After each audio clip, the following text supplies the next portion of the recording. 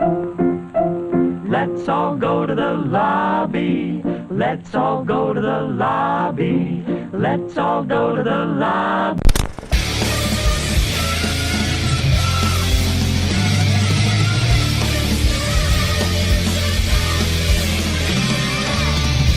To get ourselves a treat. All right. We're rolling. We're rolling. We rolling. Holy rolling, shit. rolling. That just happened. What just happened? Oh. Us rolling. Us rolling. Get the cracks out. And then get the crack out. Get the yell out. That was a stretch yell, and you just did a weird moan yell. I just did a shit yell. I don't know what that was. That's the shit. That's the sound I make when I take a shit. You don't make that sound when you take a shit? Fuck no, dude. What? What? What? No, dude. It's graceful. All right. Yeah, please.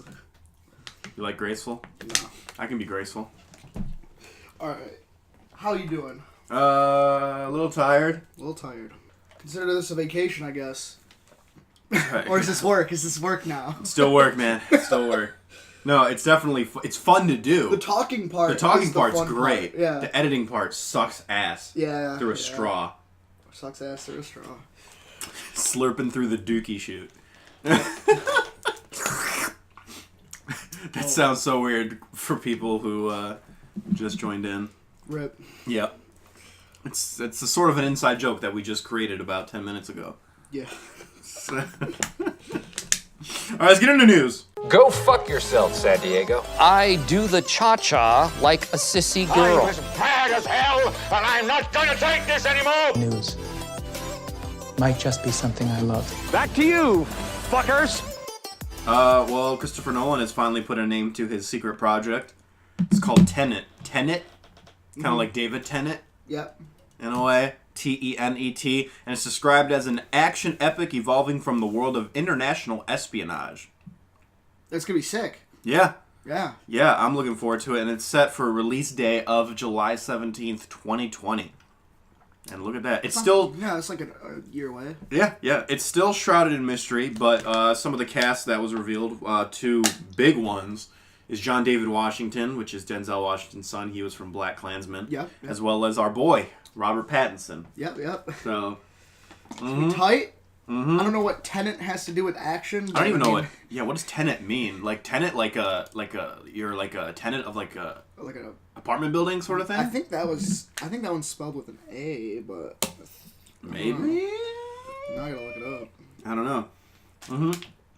Look it up, because it might add some context to, you know... Or maybe you just spelled it wrong, or like your autocorrect spelled it wrong. No, it's T-E... I'm looking it up right now. It's T-E-N-E-T, it says. Maybe that's the dude's name? Maybe? Right? Who Maybe. knows? Oh, because you spelled it with an N when you sent it to me. My bad. Really? It's crazy.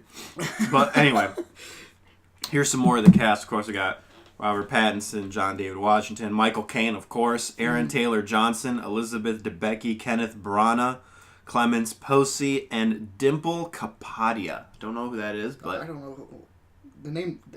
Dimple is in the name? Dimple. That's her first name. Dimple. Whoa. That's an interesting name. Does she have any dimples? Doesn't... I don't know. Let me look. Hold on. Let me click. This is the stuff This is the important stuff. Okay. TKettle. Zoom in there. I'm zooming. Oh, I think she's like a Indian actress. She might be like Bollywood. Oh, she's got dimples. Oh, there it is. She's got dimples. Maybe she was named because she Confirmed. had dimples. Yeah. So, you know what they say. Dimples and nipples and what everything the in between. Fuck, bro. That's what makes the best. I'm hitting that shut door real quick. Shutting that door? Oh, please. You're... I have OCD when it comes to that shit. Oh, okay. This is already like the weirdest episode. I don't know, man. We've had some weird episodes. But Elizabeth Debicki, she's from Widows and Guardians of the Galaxy and A Man from U.N.C.L.E. She's really tall. Oh, yeah, I'm familiar.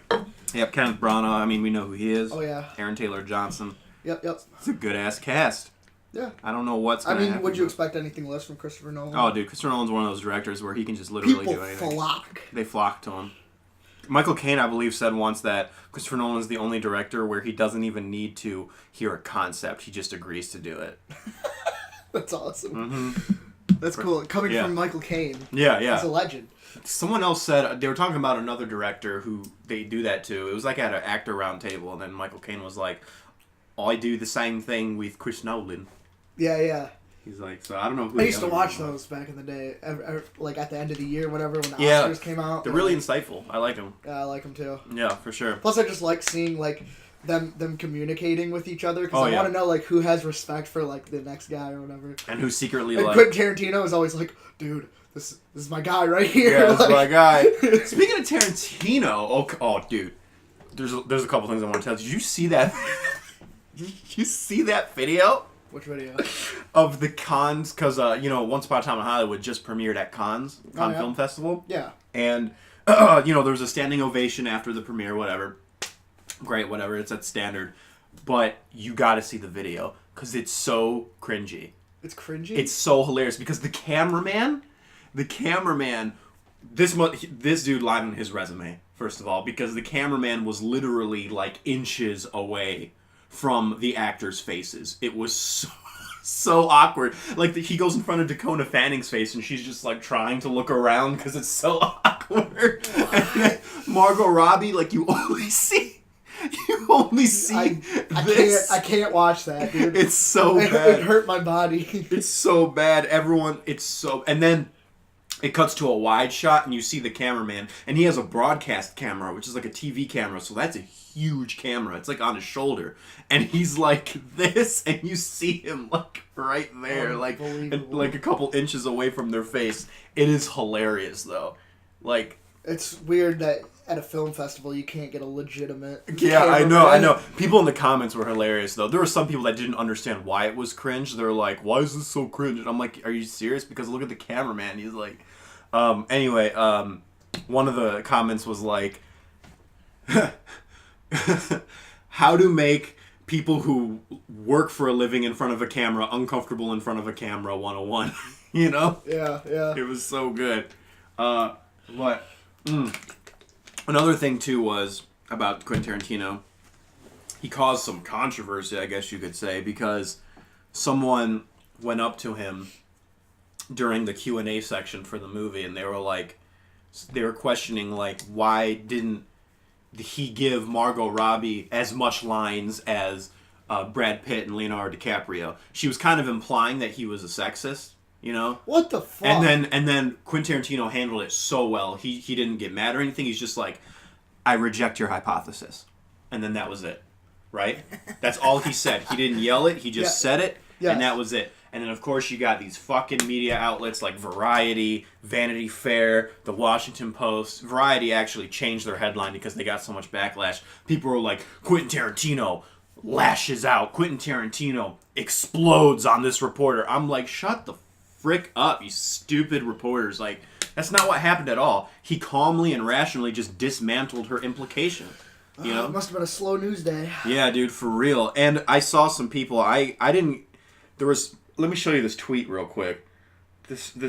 People were just blowing it out of proportion, like, wow, like, this guy really knows how to throw a temper tantrum, like, typical Quentin Tarantino. I'm like, what the fuck are you talking about? Like, he didn't throw a temper tantrum at all, you morons. Like, I couldn't believe it, dude. You know? Uh-huh. Here, listen to this freaking tweet that I was just like, you gotta be kidding me. I didn't, like, respond to it, but he's like, this one chick was like, honestly, the reason every edgy white boy film student with the emotional maturity of a 12-year-old looks up to Tarantino so much is because Tarantino himself is an edgy white boy with the emotional maturity of a 12-year-old. Yikes. Margot Robbie handled the situation with such grace, though. What'd she do? She just sat there? No, she answered the question. She's like, I think like we really honored her with this role and the fact, blah, blah, blah, stuff like that. But like, bitch, this guy directed Kill Bill. Not only did he direct Kill Bill, he directed Jackie Brown, he directed Death Proof. All. What the fuck? All with like really powerful women. I don't think anybody knows that. No, dude, they're stupid. And then of course you have like people like this, like purple comment. Yeah, man, he should be like the guy. Oh wait, no, sorry. This one is actually, this chick gets it. She's like, yeah, man, he should be more like the guy who directed Kill Bill. That guy really knows how to write a solid female character. You know? Let's go. I know. What's your name? Leah? You're the girl. Come on, dude. Here. I'll show you the clip. Here, I'll show it to you real quick. Talent, and yet you haven't really given her many lines in the movie. And I wondered, I guess that was a deliberate choice on your part, and I just wanted to know why that was, that we don't hear her actually speaking very much. And Margot, I wanted you to also comment about being in the film in this part. Well, I just reject your hypotheses. That was it. Like I said, Oh, can you believe?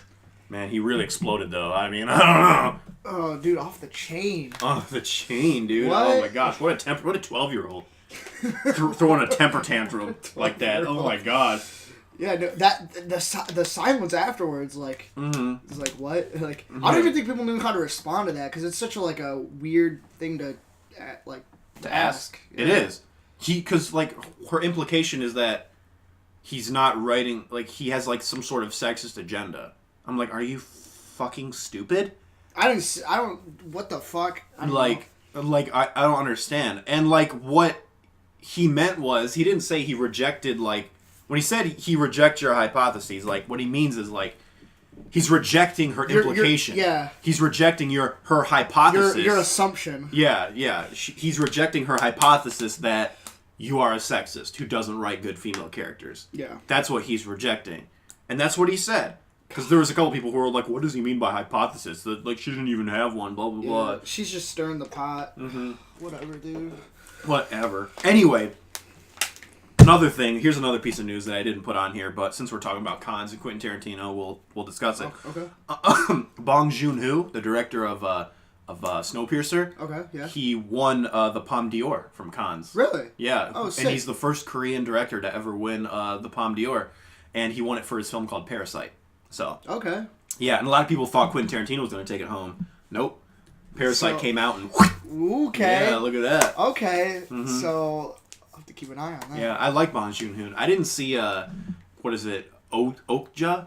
I didn't see Okja. Oh yeah, Okja. I like that movie. You like it? Yeah, it was good. I didn't see it, but Snowpiercer is great. It's on Netflix for those listening if you want to watch it. Cause yeah, it's great. Snowpiercer's cool too. I got into like a big argument in Florida with one of my classmates about that film because we saw it together, and this dude just kind of went off on it. And this guy, he had a hard time taking different opinions. He was one of those guys. Oh, yeah.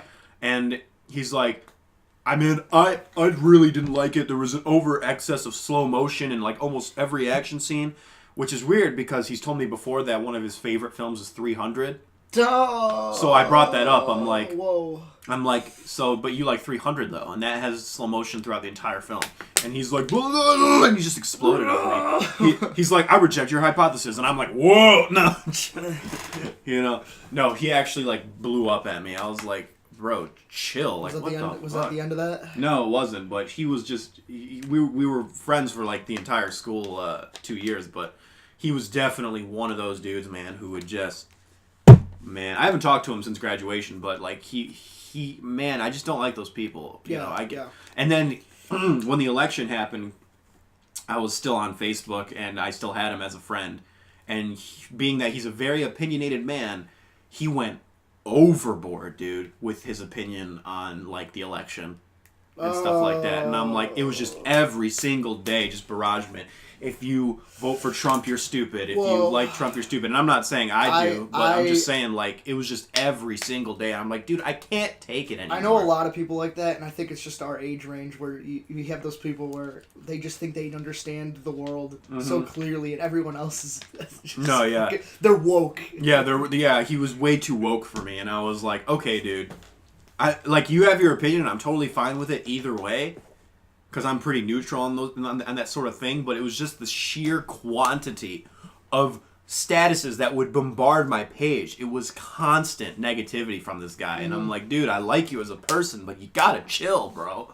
Like, you gotta fucking chill. Yeah, dude. So I unfollowed him, and then I deleted my Facebook altogether. So there you go. Because Facebook sucks ass through a dookie straw. So anyway. So Tenet. Cool.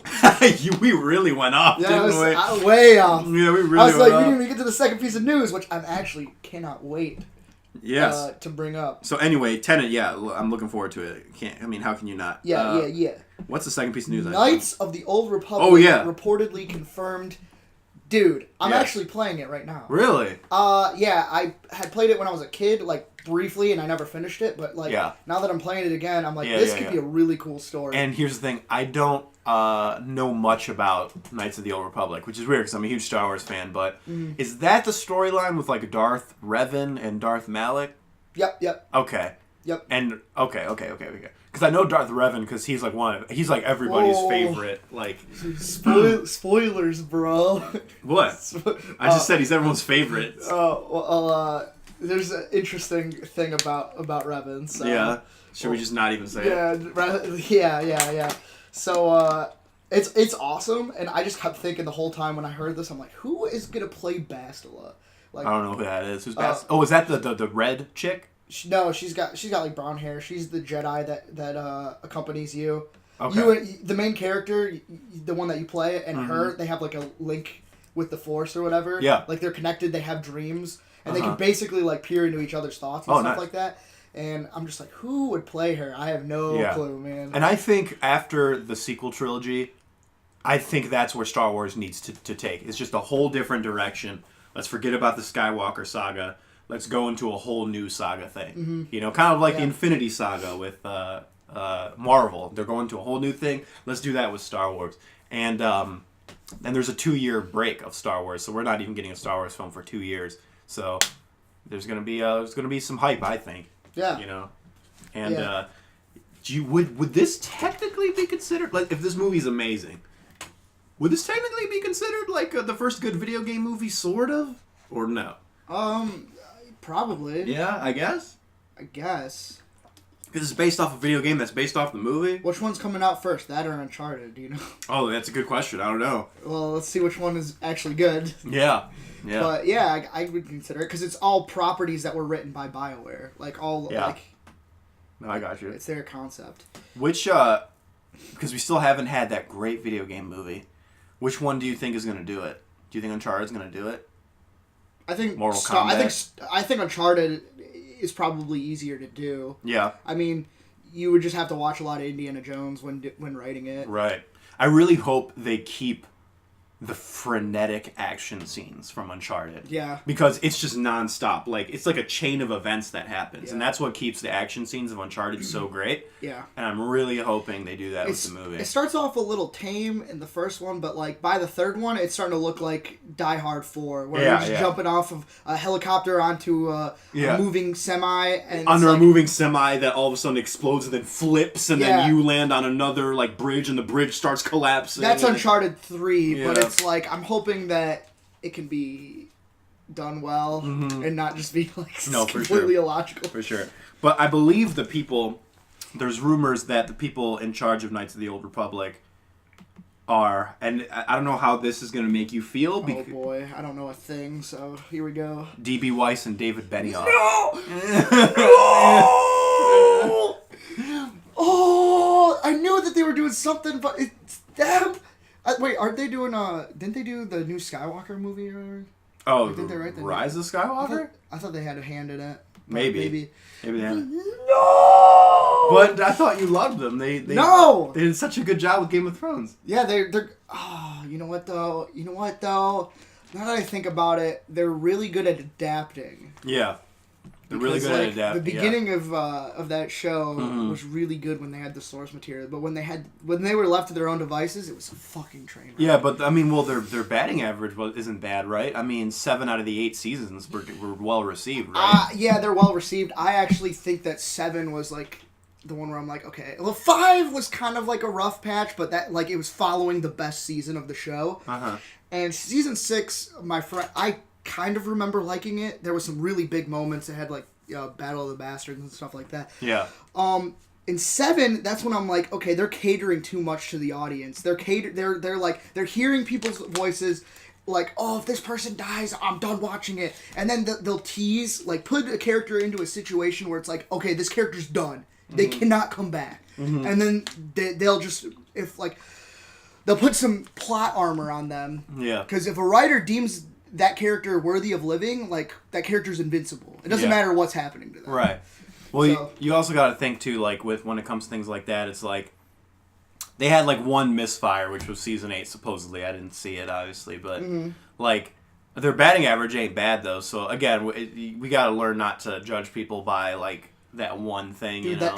that show, Yeah. for me, Yeah. dropped from, like, an 8 to a 5. Yeah. From that one season. Damn, that's crazy.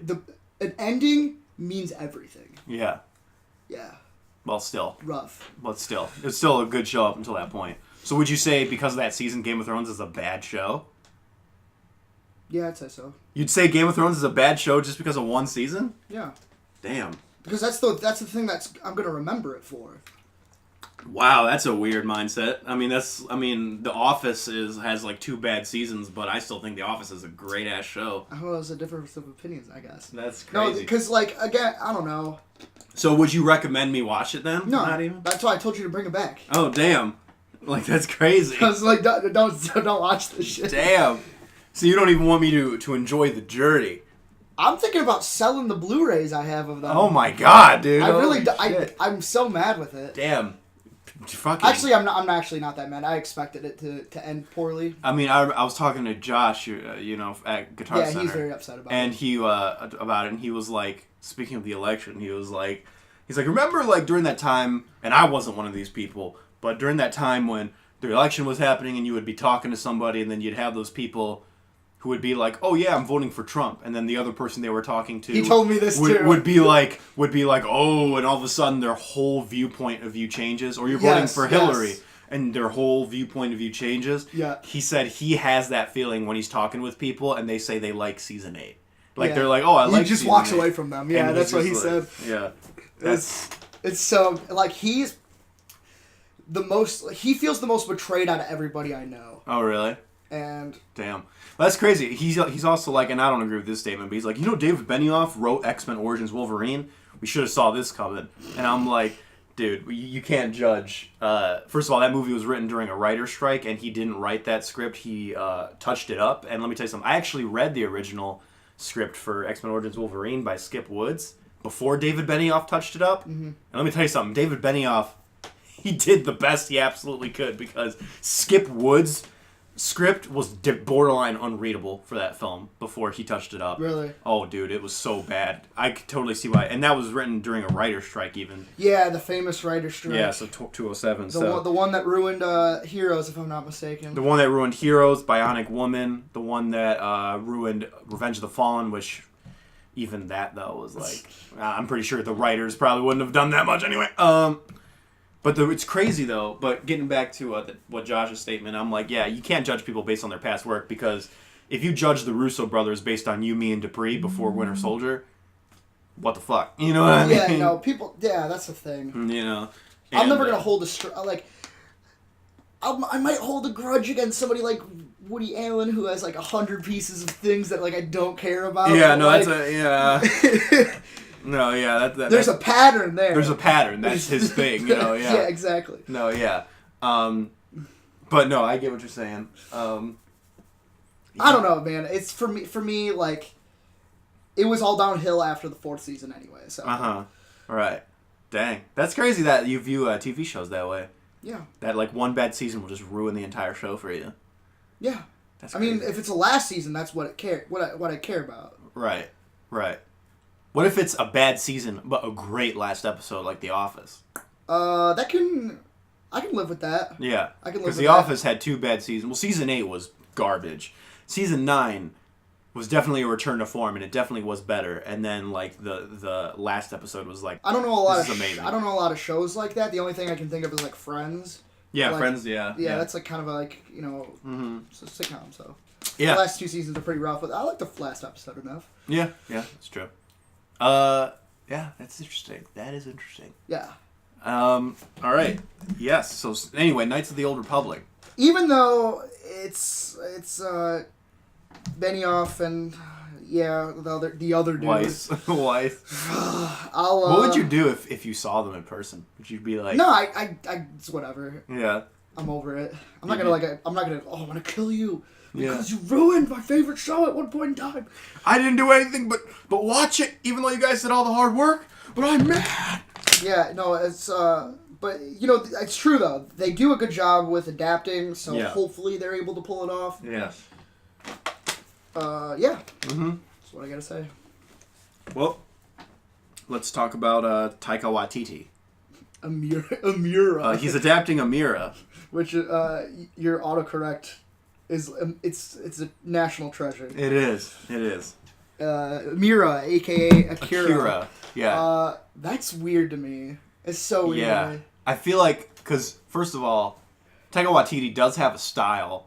Yes. But I don't know if that style suits Akira. That's really heavy stuff. Yeah. Like it's really very heavy serious. Visual style. Mm-hmm. You're basically like making Blade Runner. Yeah. If you want to make it like as well as the original is. Yeah. You're making Blade Runner. Yeah. I don't know. I'm sure that he could pull it off. If he really likes the property, I'm sure he could pull it off. I've never seen Akira, so it is an anime, it's right? Awesome. And I hear it's really great. But from what I have seen, the little I've seen of it, it does seem very non-comedic, and it's very like yeah. That's another thing I'm concerned about. He's very comedic director. Yeah. You know? But there's a ton of like comedic directors and just directors in general that are kind of associated with one style, and they want to get out of that. They want to. They don't want to be known for that one thing, and I'm sure that he could if he sets his mind to it. I'm sure he can do it. I could see how it could work.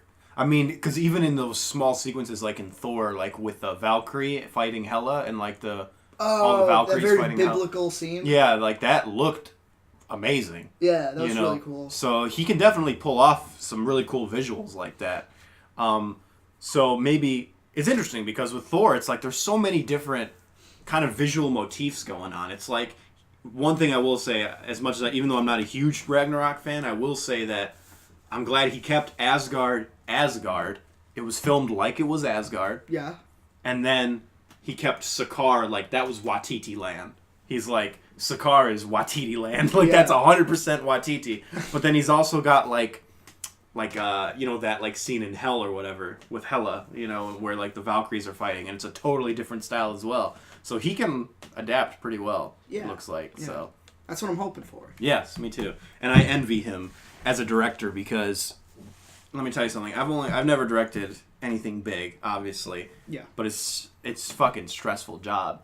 And like you see behind the scenes of this guy, and he's just like having fun, like dancing, like he never gets stressed out.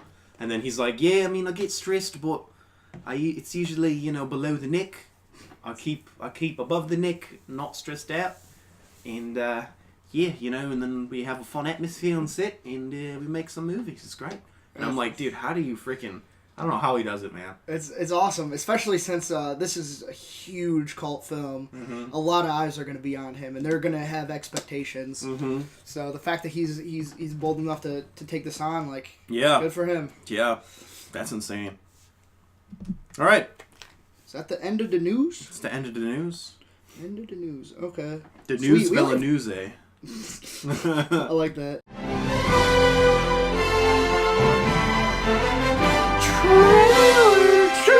Coming soon to a theater near you. Thanks. Wow, we only have 2 trailers to talk about. And they're 2 big trailers. They're 2 big trailers. Let's talk about the good one. Once Upon a Time in Hollywood. Good one. Trailer 2. Trailer 2. It looks awesome. It looks so good. It looks awesome. so good. I'm glad the trailer didn't show that much. It gave you just a little bit more, but not more just than you a little needed. bit of exposition. Just a little bit. Rick fucking Dalton. Yeah. So good. And they released like marketing teaser posters as well of Rick Dalton's movies. Did you see that? No, I didn't actually. You didn't see this? Okay, well, let me show you. It's on their Instagram. But yeah, what are your overall thoughts on the trailer? I think it fucking looks awesome. Yeah?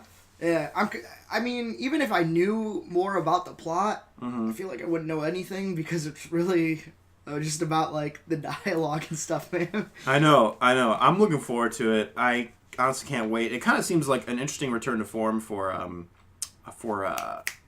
Quentin Tarantino, and it looks good. It just looks good. And do you think he's kind of like commentating on his own career in some ways? Because when he's in that like Nazi film where he's like burning Nazis and stuff, Yeah, like, I did get that vibe. I'm like, oh, wow. Like, is he, like, being self-referential right now? Because it looks like it. I thought that's what he was doing, yeah. Mm-hmm. So here's Rick Dalton. Rick Dalton is Joe Tanner in Tanner. And then we got Rick Dalton in Nebraska Jim. Okay. That's something else. That's something. Rick Dalton in Ringo Gringo. So he's mainly a Western actor. It looks like, yeah. Oh, well, here we go. There we go. Operation Dynamite. Operation Dynamite. Dynamite. So. Cool. Yeah, dude. It's dope. It's cool. I like this. Yeah, I can't wait. And the cast, I mean. Oh. Yeah, I feel like there's not that much more to this. I feel we did get to see the secondary plot. Like, it follows the two main characters, and then it seems like it connects to the whole Manson thing, and we finally got to see that a little bit. Yeah, a little bit. But not enough to like make any like final. I really don't know what's gonna happen. I really don't. It looks like is Rick. I mean, just from the trailer, it looks like Rick Dalton is neighbors with Charles Manson or with Sharon Tate? No, with Sharon Tate. Okay. Sharon Tate, yeah. Yeah, that's interesting. Maybe they become friends, but like. Yeah, but maybe she's using him to like. Oh, but then he has that downfall, like, kind of like the Singing in the Rain, like the transition from like it seems like he's kind of like lost his favor with the public. Oh right, yeah. So maybe there's the conflict there. I honestly have no idea. I don't know what's gonna happen, dude. Huh. And that's the fun part about a Quentin Tarantino film. But yeah, dude, you don't know what's gonna happen. You don't. But the cast. So good, dude. Timothy Olyphant, Margot Robbie, Leonardo DiCaprio, Brad Pitt, Dakota Fanning, Luke Perry, who we got to see in the credits for like a second. Mm-hmm. It's pretty dope. And we were just talking about Dakota Fanning. Like, man, she hasn't been in anything lately. Like, what has she been in? There she is. Here she is. That's good. I guess that's where she was. Yeah, that's where she was this whole time. And yeah, I can't wait. Yeah, I can't wait. Same. I mean, yeah, it's not that much more than the first trailer. Comes out July, right? July 7th? Does it come out? Is that soon? July 26th. Never mind. Oh, okay, cool. So damn, it's a little far away, but it's literally 2 months away because today's May 26th. There you go. So, all right, looking good. And now for the shitty one? Yeah, Terminator: Dark Fate, man. First of all, that title's stupid as hell. Yeah. Dark Fate. Come on, like I get what they're doing because the whole like fate thing, like it has been a motif through the first two films. Yeah. No. Can I just give you my overall thoughts on this because I actually have a lot to say about it. Okay, go for it. Of all, I've said this before on this podcast. Of all franchises that I feel like just need to die, they need to go away. Terminator is my number one. I am not excited for Terminator. I feel like out of every single big budget franchise that has ever existed, this is the one that keeps retreading itself the most. There's never been like an innovation, and anytime they've tried to do something different, it's failed. Everything after the second one has been mediocre to bad. And even with this one, which is ignoring everything except the first two, which is strange because, by the way, freaking 2 years ago or 3 years ago, we had Terminator Genesis with Arnold, and now this one also has Arnold, and you're telling me they're not even going to acknowledge the one he was just in a couple years ago? That's so weird. And another weird thing is that they're doing, even though they're ignoring all the sequels, is it feels like this movie just takes all the beats from the sequels. The half-human, half-Terminator, Salvation did that. Yeah. The freaking like nanotech Terminator that Gabriel Luna plays, like that looks like Terminator Genesis. But then they were like, oh no, but it's different because this Terminator is half T-1000, half T-800. I'm like, Terminator 3 did that with the TX. The TX was half T-800, half liquid metal, They already did it. So everything you're saying that they're doing here, they've already done. Yeah. So I don't know. They're not bringing anything new to the table to me. It's just I don't understand. I guess maybe the narrative is what's different about it. Maybe. I mean, Linda Hamilton's back, which is cool. What's funny to me is like they're like producer James Cameron returns, but James Cameron also gave his blessing to Terminator Genesis. So yeah, what's the difference? He even said like there was an interview that's been floating around and people are kind of using it like as a meme. They're like where he was talking about Terminator Genesis before it was released, and he's like, I consider this film to be the third one. Terminator Genesis is like the third one to me. And I'm like, oh boy. But now he made this one and he's like, no, this one's the real third one. Come on, man. I'm so done with Terminator. We've seen it. It's over. It's done, dude. I do not care about Terminator anymore. Yeah, I don't care either. For some reason, this one feels really small. It does. Like the scope of this one. And I'll be honest with you, when I saw the Terminator that was coming after them, I'm like, this thing doesn't feel threatening at all. They just keep dicking on it. Yeah, no. They beat the crap out of it the entire time. Yeah. So you have what? Like Sarah Connor like defending this person. You have another like Terminator defending this person. What is so threatening about this situation? It seems like you have a decent amount of like bodyguards. Plus you're going to talk to Arnold. Like, why do you need this army for this one thing? Yes. Like. And again, is Arnold playing the T-800 again? I hope he's playing like a different character. Because I can't buy an aging Arnold as the T-800. I can't. I just can't. Yeah. I mean, they tried to do it with Terminator Genesis and it was just so goofy. I'm like, I can't take this seriously. Yeah. The only interesting thing, and I didn't notice this until after, about the new Terminator that Gabriel Luna plays, is that he can separate the skin, which is liquid metal, off of his exoskeleton. And then there's like two Terminators. So he can replicate himself. Yeah, I saw that. And I'm like, okay, that's kind of new. That's kind of different. But in the end, the whole half liquid metal, half normal metal Terminator, that's been done with the TX. I feel like there's nowhere to go above the liquid metal.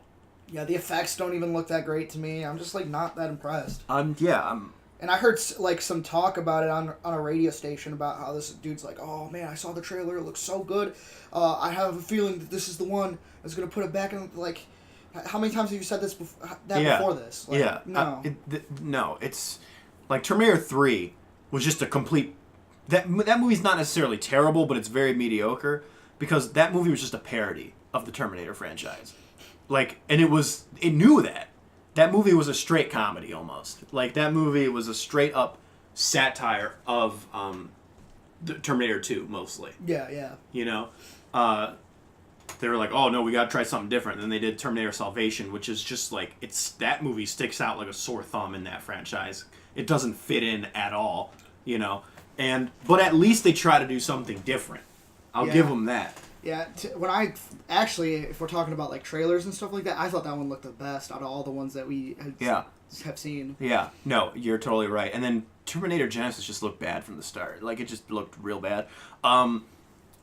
You know how Terminator films are notorious for spoiling the movie in the trailers? Well, I wait until the second trailer comes out. Yeah. It's funny because I was watching a video about the new Terminator film, some dude breaking down the trailer, and he's like, Terminator films are notorious for spoiling the movie in the trailers, and he shows clips of every single trailer. And he wasn't joking. Everything since T2 has spoiled the movie. And I'm like, damn. Oh, including T2's trailer? Yeah, T2 trailer spoiled the fact that the T-800 was good. No. Yeah, the T-800, yeah. That is so... That's like the best part of it. Oh, yeah, he's like, and then... Because, they had voice actors back then. Dom Clementine. Did he show the part where it's like, get down? No, he's like, get down. And he's like, he's here to protect them now. And I'm like, oh no! But that's now so fucked. Yeah, and then Terminator 3, I forgot what they showed. Oh, it said something like, it showed Doomsday is inevitable. It's like they spoiled that plot point, and it showed kind of like the end shot, I believe, with like the rockets coming up. And I'm like, wow, okay, so you just spoiled that Doomsday happens. Okay, you don't even prevent it.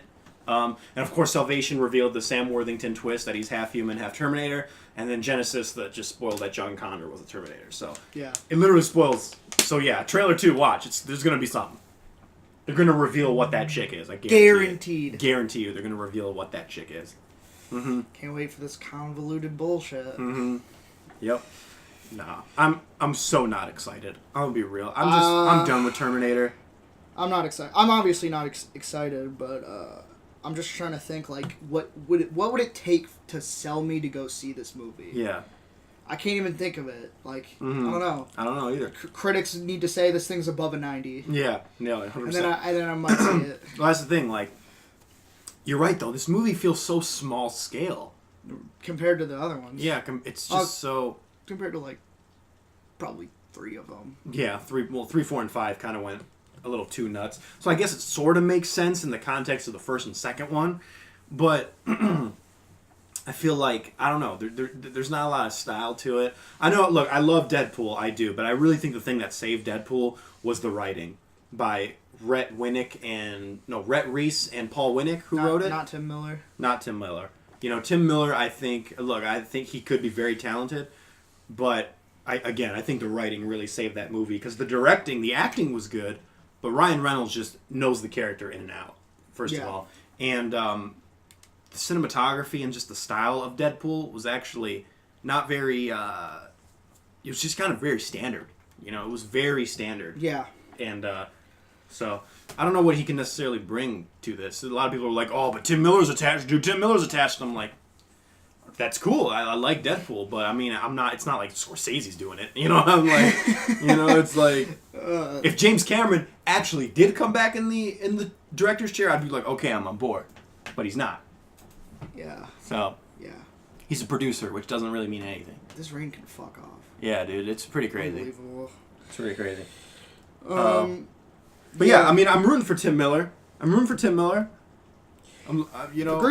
Yeah, I'm not saying Tim Miller's a bad director by any means. Deadpool is great, but I'm just saying, like, people are using him as a definitive. They're like, that's why this is going to be. Yeah, good. Like that's the reason that they're defending it. Yeah, and I'm like, I don't know if Tim Miller has had enough under his belt to really make that assumption yet. You know? Yeah, no, for sure. Don't leave now. The movie's about to come on. Excuse me. Hey, theater. What do you do when you get stuck on a movie line with a guy like this behind you? Wait a minute. Why can't I give my opinion? It's a free country. I think well, you've seen, I know at least 2 movies, and I only watched the one with you. Yeah. So, well, I did see John Wick Chapter 3. Yes. It was great. Do you agree with me for the most part? Yeah, pretty much on pretty much everything. Like, there are some, like, minor gripes here and there, but the action is so good you forgive it. There's a tighter script on the first one, for sure. There is, but at the same time, you go to these films to see action, and that's what you get. Yeah, you know, these action scenes are mind-blowing. Yeah. And would I call this film a turn your brain off movie? I hate that fucking term. Maybe, because you can kind of just sit back and, like, watch it unfold, but there's still some really cool things that happen, you know? And, like, really creative action. Some of the most creative action I've seen in a long time, dude. Plus, in a genre like action, which is, like, dead now, you know, like the action movie genre. Yeah. It's cool that there's only a couple of film franchises keeping it alive. And this is one of the best. So, for sure. 100%. And a lot of people, you know, are like, oh, but a lot of it's so unrealistic, blah, blah, blah. But that's the nature of action films. It's been like that for a long time. Yeah, you go back to the 80s, watch, like, Commando with Arnold Schwarzenegger. that shit can't happen. You know what I mean? Yeah. You want, like, since the beginning of action films, people have just run through fucking glass, you know? Yeah. They've run through panes of glass and then they come out without a cut. It's like, dude, there's their bullets never need reloading. Like, that's unrealistic, but that's a staple of the genre. Yeah. And I feel like I have to address something real quick, just because I brought it up earlier. You know how we were talking about Uncharted, and how I said it was just nonsense that,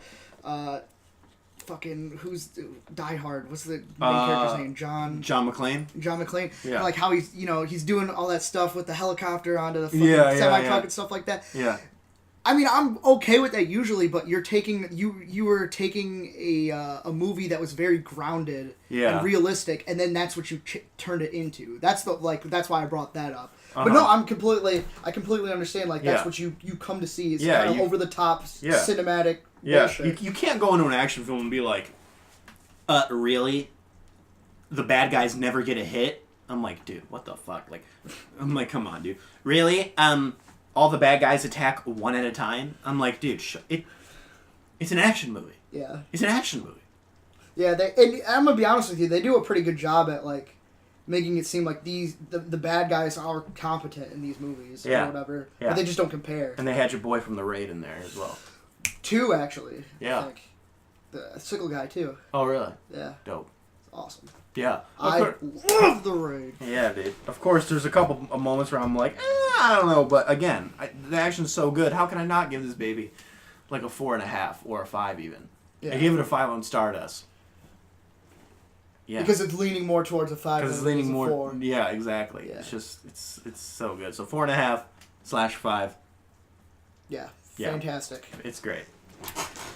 Now we Probably get 4.5. to... I'll give it 4.5. This one's going to be interesting. This is going to be interesting. This is a rare occasion. Yeah, so for my film class, we watched Satsi. Satsi. Came out in 2006. OSTI. Or, 2006. Directed by Gavin Hood, who we've been mentioning X-Men Origins a lot. He actually directed X-Men Origins. There you go, dude. It all connects. It all connects. But don't let X-Men Origins fool you. Fool you. This guy knows what he's doing. Yeah, sure, yeah. Yeah. Yeah. I love this film. You love this film? I love this film. You love this film? I really do. I thought it was okay. See, this is weird to me. Because this film seemed like this would be 100% up your alley. Yeah? Why? Because it was a Best Picture foreign film? Yeah, because it was a Best Picture foreign film. And I'm like, this just seems like it would totally be you. Yeah, no, You know? I actually thought that too, especially with got that like City of God aesthetic to it. Yeah. So... Which we've seen before, but I think it's done really effective here. Yeah, I mean, I don't know. Mm-hmm. So this movie is about a boy who lives in like the slums. Yeah, and South Africa. He goes to rob this woman, take her car, and the woman like tries to attack back. He like shoots her and starts driving away. A baby was in the back seat. So now because he took this car, he can't take the baby back, and he's afraid to leave the baby like there. So he takes the baby and kind of like raises it momentarily. Yeah, but he's not a very good father. He's uneducated. He has no clue what to do. Yeah. He doesn't even know how to feed a baby. Right. Change a diaper. It's kind of weird. It is. And now you got like the police chasing after him and stuff like that. So. Yes. I liked it though. I liked how, first of all, it's a very real portrait of like those types of slums and stuff like that, which I like. And I also like how they didn't go for the typical redemption arc. You know, they kind of did, like, toward the end, but they don't make this guy kind of put the pieces together as the film goes on. Like, throughout a lot of this film, you're just hanging along with this guy, and he's not a very likable person. Mm-hmm. You know? But that's just a portrait of real life, in my opinion. This guy doesn't... You know, he's very much a product of his environment and his upbringing. Yeah. And the whole like theme of this film is decency and how much decency is left when you live in a place like that. When you grow up like that, how much decency do you have? How much can you... How do you maintain your humanity in a place like that with an upbringing like that? Mm-hmm. You know what I mean? Yeah. It's so difficult. And I think you see shreds of that throughout the film. But it's not as obvious as something like Iron Man, where you know he becomes such a dick to like a hero. You know, this is not like that. You know. No, I get that. Mm-hmm. It's just like it's really frustrating sometimes. It's like somebody does something nice for him, and all he can do is threaten the person instead of like saying thank you or whatever. It did take a long time for him to finally like start to come around. And I'm like, it's after he does something kind of life-changing, I guess you could say. Yeah. He makes an interesting decision. That's the thing there is one thing that's pulling this down from a 5-star for me. Well, actually, there's two things, which one of them is more of a personal gripe, but, which is like the dog. I don't like to see that stuff in movies, you know. Yeah. But it does fit the theme. But there's a scene after that, like, decision he makes, and I don't think that scene needed to be there. Because, if you recall, he does the thing, it happens, and then they go to a junkyard. And then he's sort of like, he's still that kind of guy, you know, whatever. Yeah. And then he goes to someone else's house, and then he's all like, again, I think that one junkyard scene is kind of misplaced. And I think that kind of ruined that momentum of that moment. I think he should have just gone straight and, like, he should have had that moment of regret right after. He was probably still in shock, but yeah, still, like, I thought that junkyard scene kind of ruined that momentum a little bit.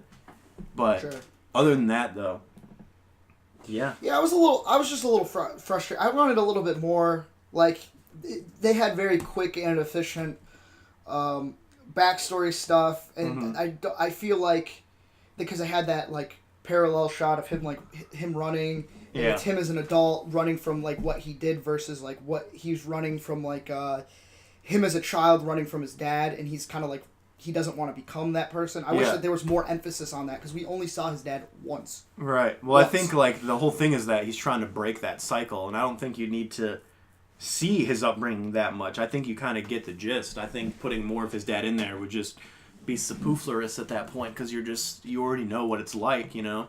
And I just I like the fact that he's trying to break the cycle. That's what there's a lot of poetic symmetry in this. No, yeah, for sure. Oh yeah, the symmetry between like all the characters that he meets in his present versus the characters in his past. Yeah, that's cool and all. Mm-hmm. But I had to read something to understand one aspect of the movie about his in the backstory or his flashback. There was something that I completely like didn't get out of that flashback. Is it like a spoiler or like what? Something to do with his mom. Okay. And so like I just thought it was kind of the way that it played out was kind of weird. Okay. Yeah. See, I disagree. I thought it was just a standard flashback scene, and I'm like, yeah, okay. Yeah. You know. Yeah. It's very cheap. I will give you that. It's a very low budget film. That's for sure. But I liked it. I mean, I thought it did a good job of what it was trying to do. You know? Mm-hmm. I thought it was very kind of poignant at parts, and I like the arc of the character. It might happen a little too fast, but I like it, you know? Yeah. And I like, after watching the alternate ending, I like the ending they chose. I thought it was much better, you know? Yeah, they weirded it weirdly on my thing. He was like, what he described it as like the original ending, but the original ending was the ending that became the alternative ending. So that's why I was confused when he said that. Why do you think they chose the new ending as opposed to the original ending? And it was weird. Okay, yeah. By the way, you said they weirded it wordly. Yeah, they weirded it wordly. Yeah, I'm starting to zone out, dude. Yeah, no, I think the alternate ending was just an extension of the normal ending. Yeah. But the normal ending they chose, I liked the ambiguity of it. I'm like, that's so much better. Like, yeah. Because the alternate ending, I can see why they cut it, because I'm like, that's so obvious. Mm-hmm. And it's too melodramatic. It's too melodramatic, so I'm glad they cut it. Okay, yeah, I agree. Now, the thing that that really boosted this film up was the ending for me. I really did like the ending. Mm-hmm. Yeah, it's very compelling, and the couple things that just like laying it out there like flatly. I don't really care for the character. I think he's kind of an unlikable asshole for the most of the film, and I don't think his fall is much steeper than his climb, in my opinion. And then two, what was it? I just really don't like the filming techniques in this movie.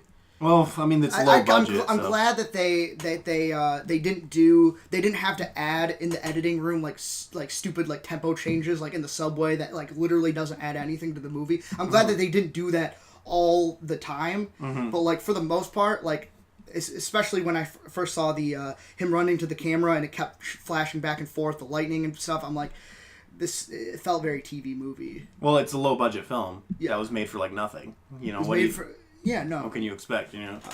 This ain't, they don't have the money. There's just some things that I wish they didn't do at all. Like that tempo change. It was weird. Yeah. I didn't even really notice it until you brought it up. Yeah. I was like, okay, yeah, they're trying to do like a snatch thing. It was like a music video type of style. I guess in 2006, that's kind of the, that was the whole thing. Yeah, it's a weird 2006, so you got like The Departed and this movie. Well, that was during like the opening credits though, that scene, wasn't it? It was a little bit after, yeah. I think I don't know, they were trying to like kind of set up the tone of the movie. I don't know. It didn't bother me. I'm nitpicking at this point. I'm sorry. Right. I mean, that scene lasted 2 seconds, but yeah, no, I really liked it. I gave it like another 4.5. It was 4.5. 4.5. Okay. For sure. I very rarely give 4.5 because every time I give a 4.5, I'm like, why don't I just give it a 5? Because like, what's the point? Because like, what's keeping me from doing it? But this has just a couple things, like that one scene and that personal gripe of mine that, I mean, I gotta follow my rules, so I'm like, can't do it. Is it always like a mental battle with you, like it is for me? Like what do you mean? Like giving something like a high score? No, not at all. No. If something I think deserves a high score, I have no problem. I want to give movies high scores. You know, I love giving movies higher scores. You know, and sometimes I probably give movies that don't deserve higher scores because I give them the benefit of the doubt. Mm-hmm. You know, but so that kind of thing happens a lot. Yeah, not a lot, but you know, a couple times. I remember, I remember once, actually recently, I gave the Sonic the Hedgehog trailer 2 stars, and I'm like, it looks awful, but I'm like, but I have hope. And then I'm like, I thought about it for like 20 minutes. I'm just like, man, is there anything redeemable in that trailer though? And I'm like, no. And then I had to go back and give it 1 star, and I'm like, I'm sorry, I can't. Oh, okay. I can't. I couldn't. So I try to give as much as possible the benefit of the doubt to movies, but sometimes I just go back and I'm like, nah, I can't do it. You know, so recently I had a pretty big boost. Do you remember when I did Birding? Yeah. I gave it like a high 8, I think. Yeah. Yeah, I had nothing but good things to say about it when I started reviewing it on Letterboxd, and I boosted it to a solid 9. Nice, dude. Love that movie. Nice. Yeah, I change my reviews from time to time. My ratings. Mm-hmm. Speaking of a rating that sort of did change, I'm not going to talk about this film because I usually only like talking about films that I've new films I've seen or films I haven't seen before. Mm-hmm. But I rewatched Austin Powers last night just because it was Which on Netflix. One? The first one. The first one. The whole trilogy I think is on Netflix, and I'm like, I feel like laughing. I'll watch. It was like 2 a.m. I'm like, I'll watch Austin Powers. No, you didn't laugh at all. I smiled at a couple parts. First of all, as a kid, I loved Austin Powers, and I'm talking loved it. Yeah. And I still think it's kind of funny, but I don't think it holds up as well as I think. I don't think it holds up as much. There's still some funny parts. Don't get me wrong. I think it holds up better than something like Spaceballs, because we rewatched Spaceballs, and I didn't laugh even a single time, and I was like, oh, There's man. a lot of time between Spaceballs and Austin Powers, though. No, but then was like 10 years. Well, yeah, that's what I'm saying. So I think this kind of has more clever jokes, and it is very low budget. You can tell as compared to the sequels. You can definitely tell they weren't expecting this one to be a hit. But there was some funny moments. 100. Yeah, it was still an enjoyable watch. Mm-hmm. I'd give it like a 3, maybe 3.5. Yeah, I'll give it a 3.5 stars out of 5. Because again, it's funny, but it doesn't hold up as well. Gotcha. I bet you the sequels will probably actually hold up better. I just have that feeling. Probably Goldmember. I remember loving Goldmember as a kid. I used to think that shit was hilarious. They had that opening scene with the actors playing them, and Tom Cruise is playing. Oh, that part was so freaking good. Oh yeah, that was so good. And Steven Spielberg uses his Oscars as like this is why I'm right. Yeah. Yeah. Oh yeah. See, Goldmember, I think would still be funny. I think that would still hold up. Yeah. But yeah, what the thing is that a lot of it just seemed like there was really not much of a narrative. It just seemed like a collection of scenes that just kept happening. Like, how many gags can we have? But that being said, the gags are hilarious. Let me ask you a question. Is the gag stop? That one was funny. Yeah, that one was funny. That's a classic. I think they should have elongated it more, but I'm just nitpicking at this point. But yeah, that was funny. Another part was funny was maybe I'm just a child, but the pee gag in the beginning of the movie when he gets unfrozen. Oh, that's. I thought that was funny. They got that from Sleeper, the Woody Allen movie comedy that I like. Yeah. Oh wow. Yeah. Yeah, I thought that was funny. Also, the moment with where it's like a group therapy session of like a father-son like couples therapy, and then it just cuts to freaking Dr. Evil and Scott, and he's like, I think he's trying to kill me, man. And the therapist is like, oh, Scott, we all say that, but none of us actually mean it. And he's like, oh, no, I'm trying to kill him, like, legitimately, yeah. I've tried a couple times, but the little shit keeps getting away. And that's really funny. So, there's definitely some funny gags in there. But, yeah, for sure. But there's some moments that, there's a couple moments of dead air where you're like, they leave, I hate when movies do this, where they leave spaces for you to laugh. I hate when movies do that. They're like, oh, let me leave a space for you to laugh, because they're expecting awkward pause. It just comes out as such an awkward pause, and I'm like, don't do that. It ruins the momentum. It's just so weird. It's like, and how cocky are you to be like, oh, hold on, we gotta add like a 2 to 5 second pause here because the audience is gonna be dying. I'm like, all right, man, like, chill. Yeah. Good stuff. You ever see sitcoms without the laugh track? Sitcoms without the laugh track? Yeah. No, I don't think so. Dude, you need to look that shit up because people remove the laugh tracks and it becomes so awkward because of the amount of pause. Did you make a hot list? You know what I'm gonna do? I'm gonna make my own hot list. How does that feel, you little bitch?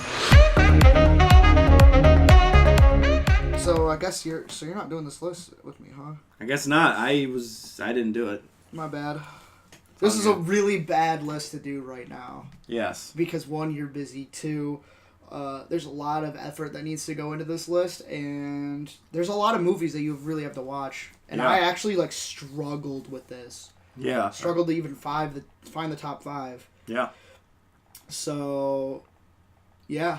So top 5 director send-offs. I'll contribute as much as I can to your list. Yeah. So what do you got? Top 5. You got any honorable mentions or no? No, I don't. All right, so number 5. So number 5. This one I feel like it's cheating, but I'm gonna do it anyway. Okay. It's The Night of the Hunter, Charles Laughton's final film, because it was the only film that he did. Oh, okay.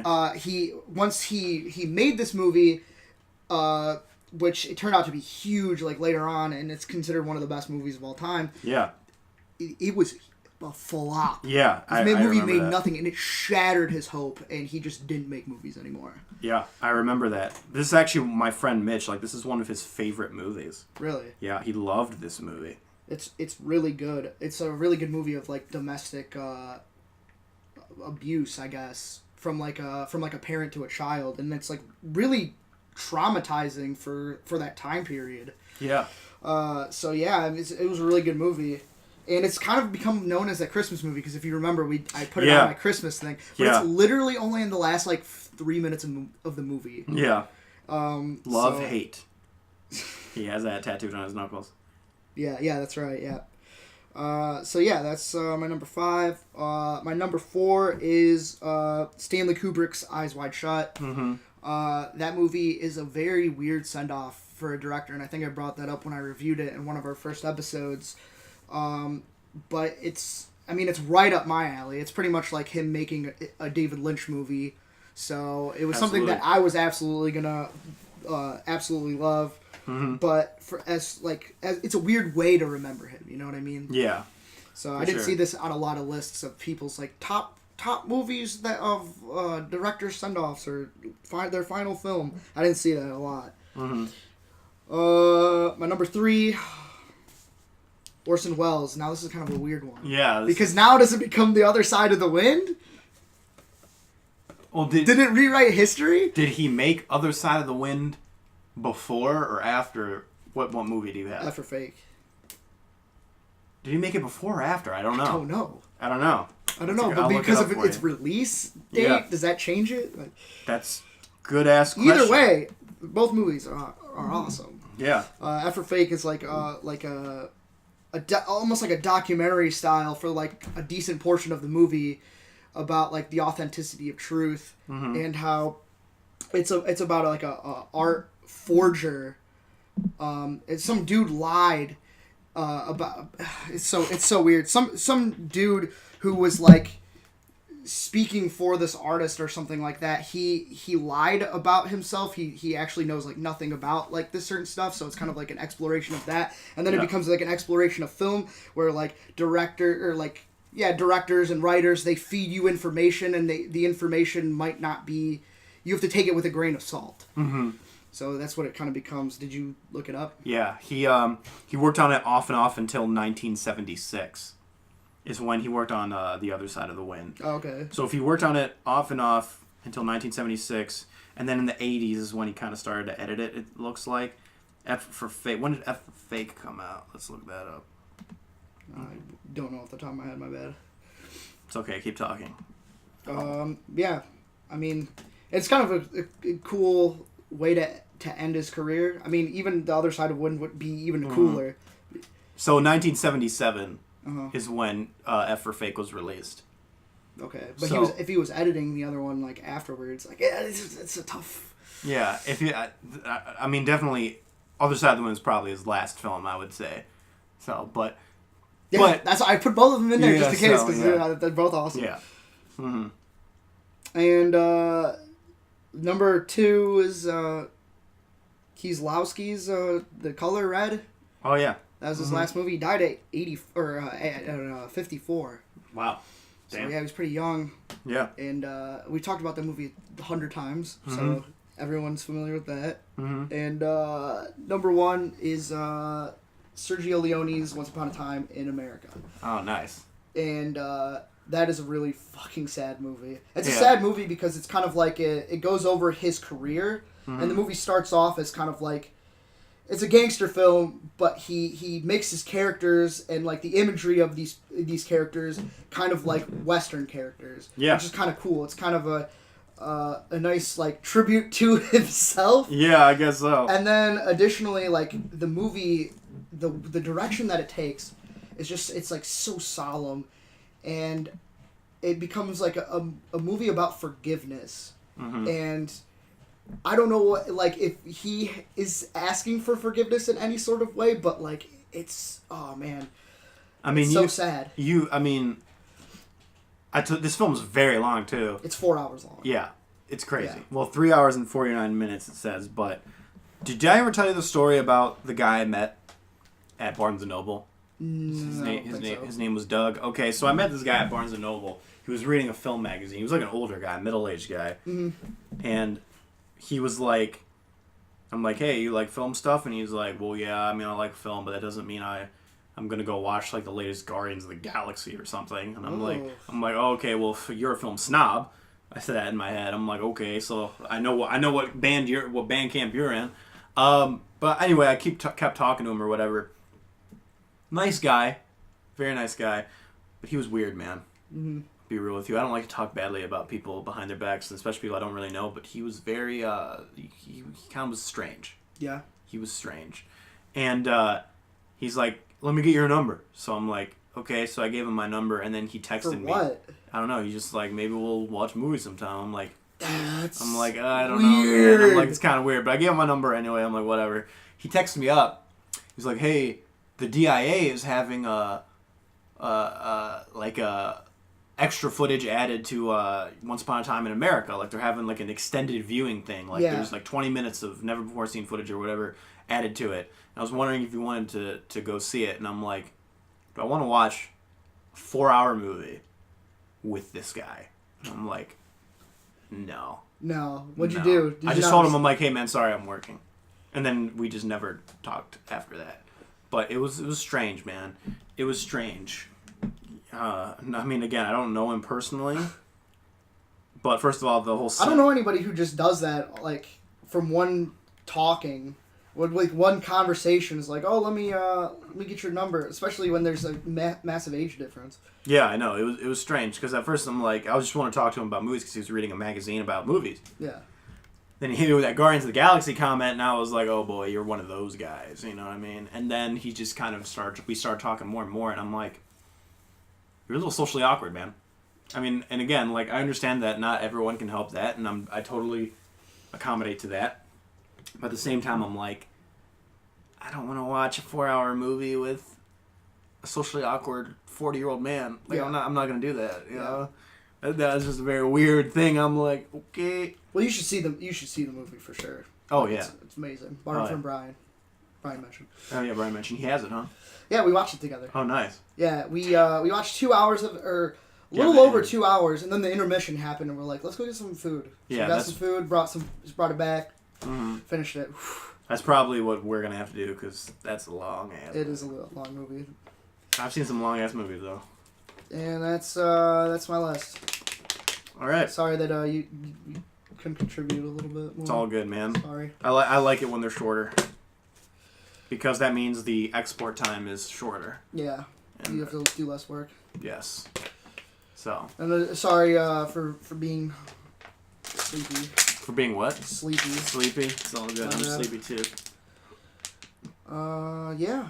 Got anything else?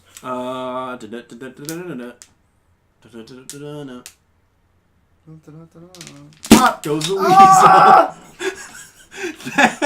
That came like an inch away from your face. I saw that in Zack Snyder slow motion. Oh, that was so good. Dang, I don't know. I aimed it over there. How did it end up? No, whatever. I don't care. Dang, dude, that thing was like an inch away from your face. That was crazy. Oh my god. Oh man.